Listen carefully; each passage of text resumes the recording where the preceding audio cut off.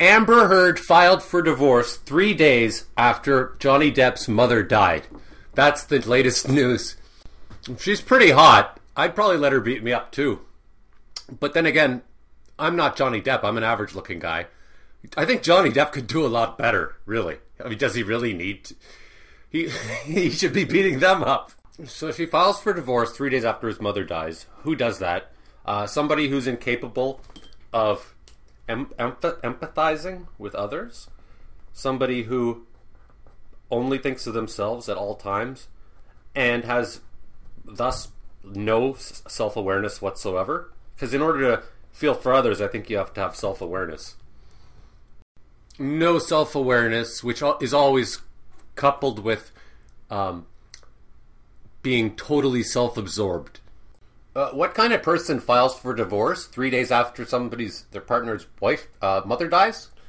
The kind of person who abuses you, physically probably. The kind of person who would cheat on you. The kind of person who would lie to get what they want. These are all one and the same, I would say. Somebody commented on my last video. 'Twas Angela Holdberg. She said, believe it or not, there are women that don't lie and cheat too. And of course that's true, but gorgeous women, it's harder because they've got so much power. It's hard for them to resist the temptation because they know they'll get away with everything. Like I've said before, nobody cares for an ugly fat girl when she's crying in the corner. But a gorgeous woman crying in the corner, oh my God, the whole world erupts in tears. It's the most tragic thing in the world. Edgar Allan Poe said, the death of a beautiful woman is unquestionably the most poetical topic in the world. So this is not getting Amber Hook off any hook, but men will do crazy things for beautiful women. I was at a bar one time and I was just chatting with some strangers, some guys that were like in their 60s, like lifetime alcoholic losers that were in their 60s. Ugly guys, short guys, you know. And some gorgeous girl comes in who's like in her mid-20s. And she asks to come and sit with us. And she starts talking, right? And she's obviously crazy. And at one point, I kind of just said, like, I made a sarcastic comment about something stupid that she said. Like, I made fun of it a little bit. And one of the old men looks at me and goes, "Shut up!" And I shut up immediately. And then my friend texts me under the table. He goes, "How dare you talk when the pretty girl's talking?"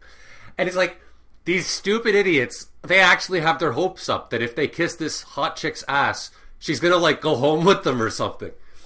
And they're all hanging on her every word with their mouths open, as if she's saying the most profound shit ever. And I bet they really did believe that what she was saying was profound, because they're just so blinded by the fact that she's pretty. How could someone as gorgeous as Amber Heard be such an ugly old witch in the back, underneath? And maybe that's part of the reason why the world doesn't want to publicize what's going on. Maybe they still, like, nothing would be more tragic than poor little Amber Heard crying in a corner. And the world is so mean to such a pretty girl. You know, a profound thing I once said was that time is like a curtain that lifts and slowly reveals what you actually look like inside. And like, what's Amber Heard gonna look like when she's 50 with a nasty personality that she never worked on? So yeah, power corrupts. It's easy to not cheat when you're ugly looking like me. If you got no girls after you, it's kind of hard to cheat. However, that doesn't get you off the hook if you're good looking for cheating either. And somebody I actually admire, even though I don't think she's that admirable though, is Charlize Theron, because she's about as hot as they come, but she still worked hard. She still put effort into her career. And that is a rare thing. I wouldn't go so far as to say Amber Heard slept her way to the top, but I would say that without Johnny... Come on, girls dig social status. If she had not married Johnny Depp, I don't know that she'd be as high profile as she is. I mean, she had bit parts in like Zombieland and Pineapple Express. The only movie she ever starred in was like a B movie, All the Boys Love Mandy Lane, which nobody's heard of or seen. The Aquaman role, the Mirror role, after she married Johnny Depp. I'm going to go off on a couple seeming tangents, but in my opinion, they all relate to this nasty hag, old hag of a soul that is Amber Heard. Maybe it should be illegal for gorgeous women who cheat to wear makeup.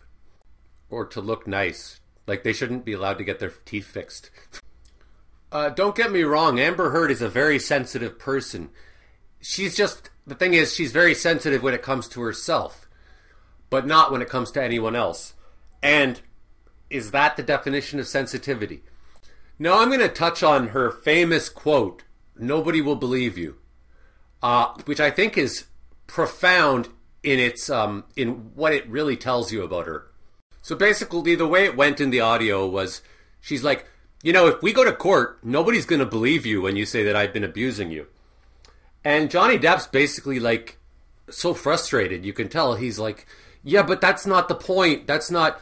And I think what he was thinking, because this is what I'm thinking, is it doesn't matter. It's not about whether people believe me or not.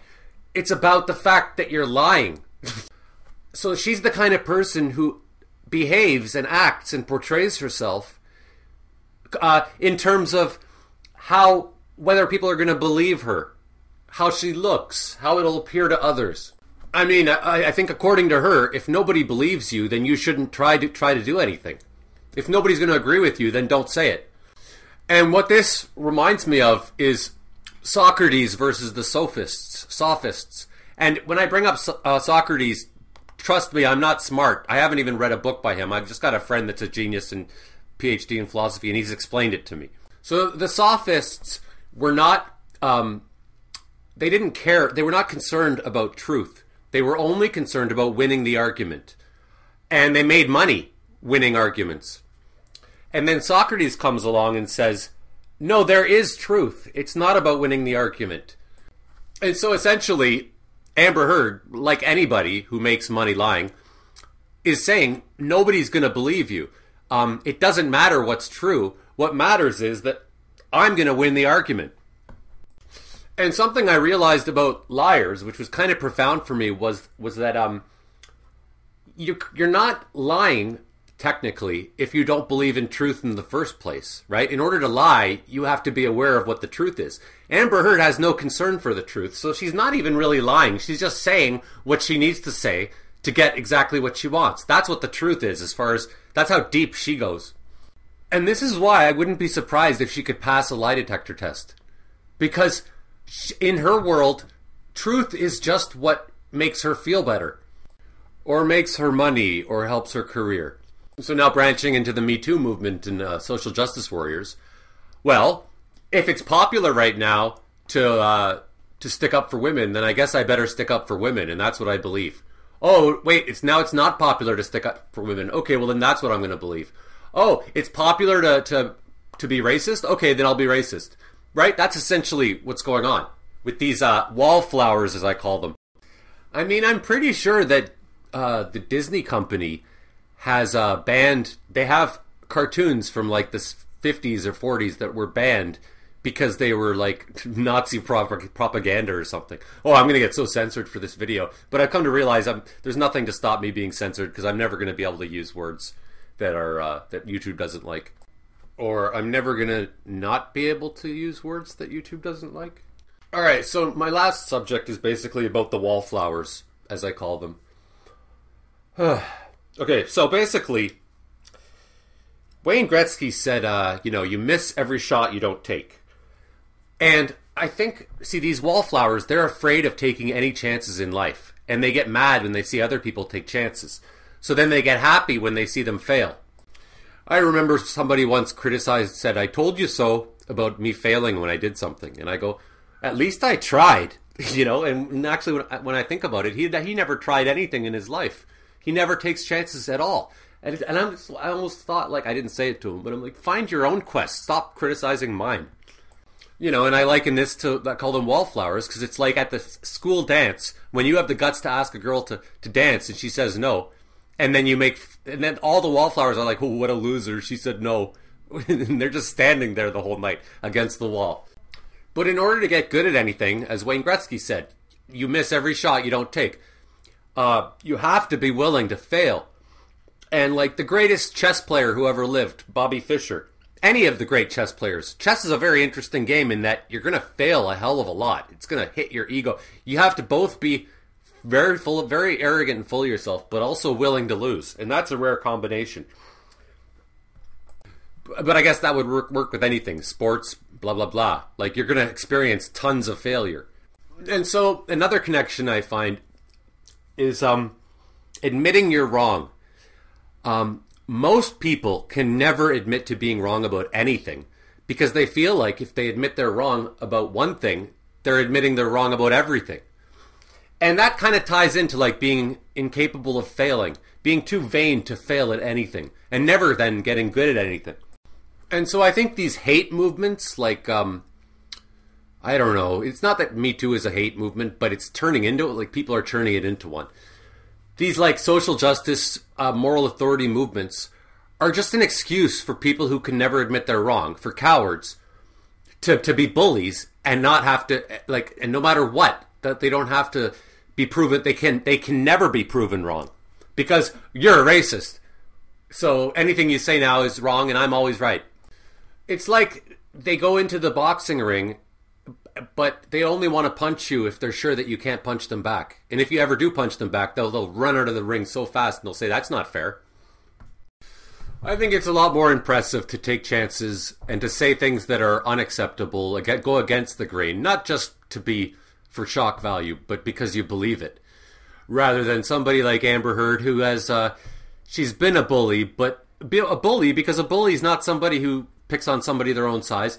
She hasn't taken a risk. She's played the safe road, drove down the safe road, and there was never a risk. She's embracing a movement that's already popular, leapfrogging onto it, so that she can, further her career. What's risky about that? Oh, okay, one more thing. I got a thought that I got because of Natalie Portman. What she did was she wore a dress to the Oscars with the names of female movie directors all over the dress because she was trying to make a statement that they should get more work. But then people looked into her production company and they found that she's made like a dozen movies and all of them been directed by men except for like 2 that were directed by her. So everybody's calling her a hypocrite. She's got egg on her face. So it got me asking again, why? Why do these Hollywood actors, why do they have to be political? Why do they have to think, like, convince everybody that they're really deep and smart and that they've got causes and they're moral authorities and they're morally conscious? Why is this? Why can't they just star in movies and that's it? And I think it's because they're not able to command the same money or power that they used to. They're suffering. Like, Natalie Portman is not what she once was. She's struggling to get roles, struggling to stay relevant. So they have no choice. And if you look at the top, the A-list stars right now, like Robert Downey Jr., Scarlett Johansson, you think they need to be bothered piping up about how moral they are? It's like, I think insecure people have to try to act the way they think people who are moral would act. So they're just playing a role. And it's not just actors, it could be your coworker who just thinks that they want to argue with you that you're a racist or that you hate women. And these kinds of people are the people who are just very, very insecure and unhappy. And they're trying to play out the role of who they think they're supposed to be. It reminds me of when Tom Hanks accepted his Oscar, one of his Oscars, and I was like, he looks like he's acting the way an Oscar winner would act. Like, he's just playing the role because he knows he's not that kind of guy. Like, he's not that intelligent, but he's trying to play the role of a smart guy. Anyways, so that my title is not accused of being clickbait, I will conclude with Amber Heard filed for divorce 3 days after Johnny Depp's mother died. If you like gays, click like. If you like blacks, comment. If you like women, click notification bell. If you like gay women, subscribe. And if you like gay black women, Patreon, Human Warnings, give me money. Oh, I had one more thought while I was uploading this, because I saw a picture of Amber Heard with Elon Musk. She dated this guy, Elon Musk, after Johnny Depp. He was like a multi-billionaire, super genius guy, like very respected. And I'm thinking, it really does look like she's a social climber. Could it be that she ditched Johnny Depp as soon as she got what she wanted from him? Enough exposure in the media? James Woods, the actor, once said that the problem with dating young, attractive women is that they're always looking over your shoulder at who's a bigger actor, who's like a bigger guy, like more popular that I can, leapfrog onto, right? You bring a gorgeous woman to a party in your James Woods. She's looking at Brad Pitt and thinking, maybe I can get him now. No, of course, this isn't all women. There are 1% of all human beings who are awesome. But 99% of human beings are scum. I have no doubt that Amber Heard believes that she truly loved Johnny Depp. But the thing about power tripping is that you're never aware of it when you're doing it. Like when a guy goes to a bar and gets really drunk and ends up getting in a fight, he doesn't realize that he was power tripping. He just thinks, oh, my anger got ahead of me and, I got too drunk. When an abuser abuses, they don't look at it, well, I wasn't trying to abuse you. I wasn't trying to hurt you. I wasn't power tripping. But can you honestly tell me it didn't feel good when you punched that person? It didn't feel good. You didn't kind of enjoy when you cheated on that person deep down. I knew a girl 6 months ago who she saw her ex-boyfriend and he got jealous that she had a new boyfriend, and he punched her so hard he broke her nose and fractured her skull. And I said to her, because she talked to me that evening, she's crying and everything, of course, and I remember for 1 second I felt sorry for him. You know why? Because I suppose I put myself in his position and I'm like thinking, oh my god, the guilt is going to destroy him. Like, I wouldn't be surprised if he jumps off a building after doing something like this. Oh, he knows his life is screwed, and like he must be so consumed with guilt. But then I realized, wait a second, because he went to jail that night because she called the cops. And I go, he's not sitting there in jail feeling guilty. He's sitting there in jail thinking about how terrible she was for doing this to him. And then, sure enough, the next day she told me he used his one phone call to call her and try to yell at her about how it's her fault for what he did. My point being that everybody has to have a narrative in their head where they're the good person and they're the hero that slays the dragon, right? Nobody thinks of themselves as an evil piece of crap. So in Amber Heard's mind, she truly is a victim. She truly loved Johnny Depp. And she truly is not a gold digger, even though she took $50 million of his money or whatever he took. She took $17 million. She truly is not sleeping her way to the top. She only has the best of intentions. And he's truly a villain.